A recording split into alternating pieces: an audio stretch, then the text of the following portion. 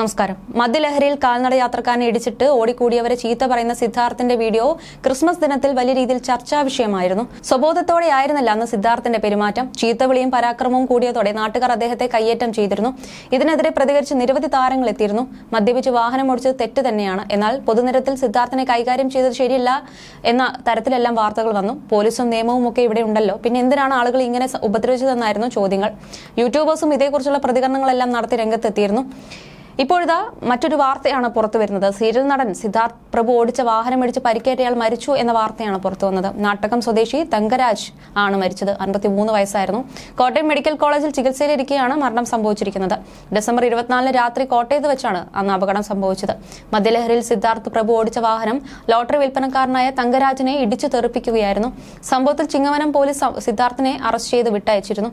അപകടം കണ്ട് ചോദ്യം ചെയ്യാനെത്തിയ നാട്ടുകാരെ സിദ്ധാർത്ഥ് ആക്രമിക്കുകയും അസഭ്യം പറയുകയും ചെയ്തതിന്റെ വീഡിയോ നേരത്തെ സോഷ്യൽ മീഡിയയിലൂടെ വ്യാപകമായി പ്രചരിച്ചിരുന്നു. തുടർന്ന് ഇയാളെ ആളുകൾ കെട്ടിയിട്ടിരുന്നു. ഒടുവിൽ പോലീസ് എത്തി സിദ്ധാർത്ഥിനെ കസ്റ്റഡിയിലെടുക്കുകയായിരുന്നു. ഇതിനിടെ പോലീസിനെയും ഇയാൾ ആക്രമിച്ചു.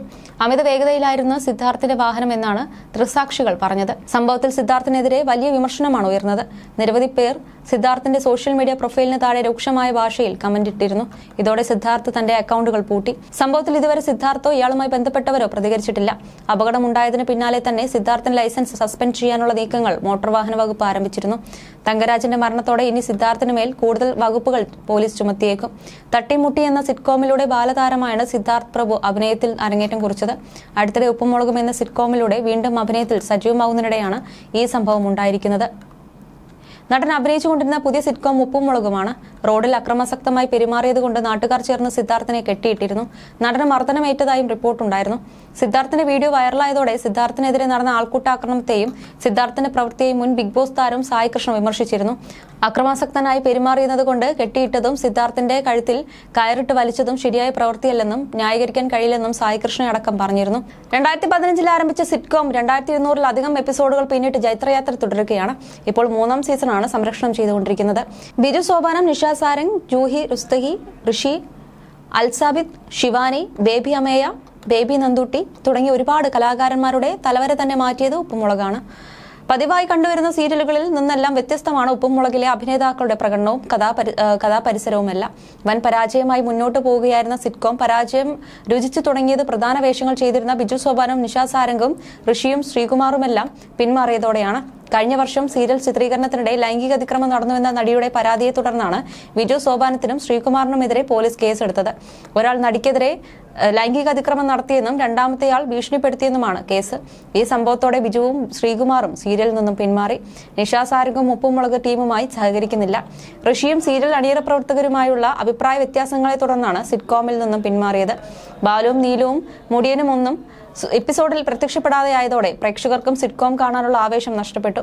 റേറ്റിംഗിലും ഉപ്പുമുളകും വളരെയധികം പിന്നിലായി. റേറ്റിംഗിൽ കൂപ്പുകുത്തി വീണ സിറ്റ്കോം ഉയർത്തെഴുന്നേറ്റത് നടൻ സിദ്ധാർത്ഥ് പ്രഭു സിദ്ധു എന്ന കഥാപാത്രമായി സീരിയൽ രംഗപ്രവേശനം ചെയ്തതോടെയാണ്. ജൂഹി റുസ്താഗി അവതരിപ്പിക്കുന്ന ലച്ചു എന്ന കഥാപാത്രത്തിന്റെ ഭർത്താവ് റോളിലാണ് സിദ്ധാർത്ഥ് പ്രഭു ചെയ്തിരുന്നത്.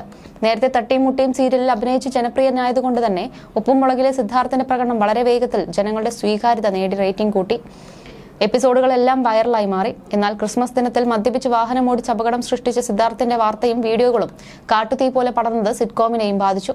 സിദ്ധാർത്ഥ് ഓടിച്ച വാഹനം പിടിച്ച് കാൽനട യാത്രക്കാരന് പരിക്കേൽക്കുകയായിരുന്നു. പിന്നീട് അദ്ദേഹം മരിക്കുകയും ചെയ്തു.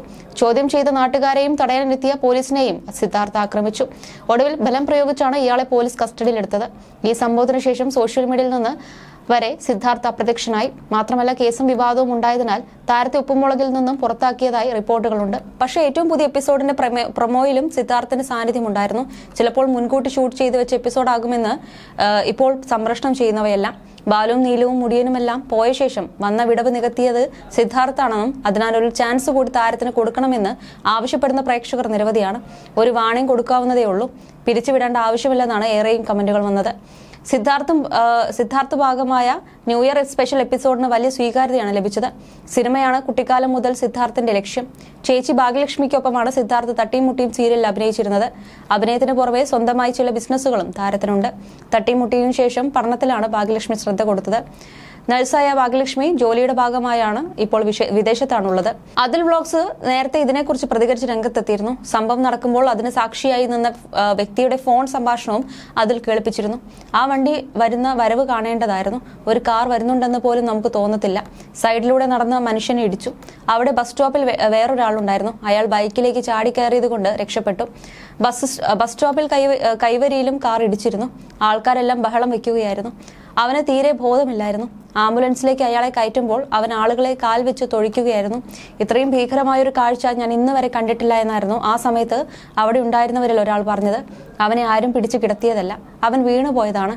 അവനാണ് എല്ലാവരെയും ചീത്ത വിളിക്കുകയും ഉപദ്രവിക്കാനും ഒക്കെ നോക്കിയത്. പറ്റിപ്പോയതിന് ക്ഷമാപണം നടത്തിയിരുന്നുവെങ്കിൽ ഇത്രയും പ്രശ്നമാവില്ലായിരുന്നു. ഒരു കാറ്റടിച്ചാൽ വീഴുന്ന അവസ്ഥയിലായിരുന്നു. സെലിബ്രിറ്റി ആയതുകൊണ്ടല്ല അവിടെ അങ്ങനെയൊക്കെ നടന്നത്. അത്രയും മോശമായിരുന്നു അദ്ദേഹത്തിന്റെ സംസാരം. മദ്യപിക്കുന്നതൊക്കെ അവരുടെ തീരുമാനം. എന്നാൽ മദ്യപിച്ച് വണ്ടി ഓടിക്കുന്നത് ശിക്ഷാർഹം തന്നെയാണ്. സെലിബ്രിറ്റികളെല്ലാം പ്രബുദ്ധ കേരളം എന്നൊക്കെ പറഞ്ഞു വരുന്നത് കണ്ടു. കാര്യം അറിയാതെയാണ് പലരും പ്രതികരിച്ചിട്ടുള്ളത്. സിദ്ധാർത്ഥ നേരത്തെയും മദ്യപിച്ച് വാഹനം ഓടിക്കുകയും അപകടങ്ങളിൽ പെടുകയും ചെയ്തിട്ടുണ്ടെന്നും ചിലർ പറഞ്ഞിരുന്നു. ജനുവിനായിട്ടുള്ള സാഹചര്യങ്ങളിൽ ജനങ്ങൾ നിയമം കയ്യിലെടുക്കുന്നതിൽ തെറ്റില്ലെന്നാണ് എനിക്ക് പറയാനുള്ളതെന്നായിരുന്നു അതുൽ പറഞ്ഞത്. നമ്മുടെ വീട്ടുകാർക്കാണ് ഇങ്ങനെ ഒരു കാര്യം സംഭവിച്ചതെങ്കിലോ ഇതുപോലെ ആയിരിക്കുമോ നമ്മൾ പെരുമാറുന്നത്? ജിഷിൻ ചേട്ടൻ സംസാരിച്ചപ്പോൾ മധുവിന്റെ സംഭവത്തെക്കുറിച്ച് പറഞ്ഞിരുന്നു. അതുപോലെയാണോ ഇത്?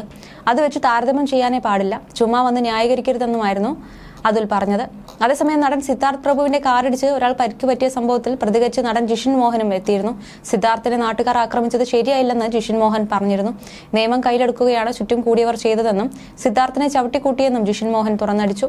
സിദ്ധാർത്ഥിനെ ആളുകൾ കെട്ടിയിടാൻ ശ്രമിക്കുന്ന ദൃശ്യങ്ങൾ പുറത്തു വന്നതിന് പിന്നാലെയാണ് ജിഷിന്റെ പ്രതികരണം. സഹപ്രവർത്തകനായ സിദ്ധാർത്ഥ് മദ്യപിച്ച് വണ്ടി ഓടിച്ച് ഒരാളെ തട്ടി. അതിനെ ഞാൻ ലഘൂകരിക്കുന്നില്ല.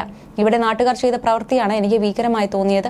ഒരാളെ വണ്ടി തട്ടിയാൽ അയാളെ പിടിച്ച് പോലീസിൽ ഏൽപ്പിക്കുക, ഇവന്റെ കഴുത്ത് പിടിച്ച് ഞെരിച്ച് റോട്ടിലിട്ട് ചവിട്ടുന്നു. ഇതാണോ പ്രബുദ്ധമായ കേരളം?